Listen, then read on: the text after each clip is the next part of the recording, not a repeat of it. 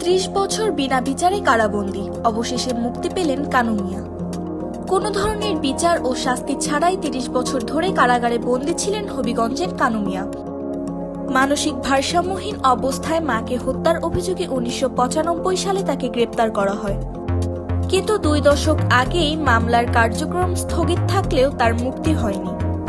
পরিবার পরিজনের স্মৃতি থেকে মুছে যাওয়া এক মানুষের পাশে অবশেষে দাঁড়িয়েছে রাষ্ট্র। সম্প্রতি হবিগঞ্জ জেলা কারাগার পরিদর্শনে গিয়ে বিষয়টি নজরে আনেন জেলা লিগ্যাল এইড কর্মকর্তা ও সিনিয়র সহকারী জজ মোহাম্মদ আব্বাস উদ্দিন। পরে বাদীপক্ষকে খুঁজে বের করে সরকারি আইনগত সহায়তার মাধ্যমে জামিন আবেদন করেন অ্যাডভোকেট এম.এ. মজিদ। ১৪ জুলাই হবিগঞ্জের জেলা ও দায়রা জজ জেসমিন আরা বেগম জামিন মঞ্জুর করেন। এরপর ১৫ জুলাই দুপুরে কানু মিয়াকে মুক্তি দেওয়া হয়। কানু মিয়া লাখাই উপজেলার সিংহগ্রামের বাসিন্দা।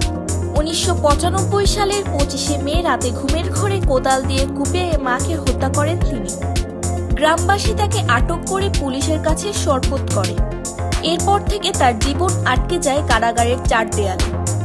পরিবারও ধীরে ধীরে তাকে ভুলে যায়। কেউ জানতেও পারেনি তিনি এখনো বেঁচে আছেন। চাচাতো ভাই মোহন মিয়া বলেন, আমরা ভেবেছিলাম সে মারা গেছে, আজ জানতে পারলাম সে কারাগারে ছিল এবং এখন মুক্ত। ৩০ বছরের নিঃসঙ্গ বন্দী জীবনের অবসান ঘটল এক ব্যতিক্রমী উদ্যোগে। যাকে সবাই ভুলে গিয়েছিল তাকে মনে রেখেছে রাষ্ট্র।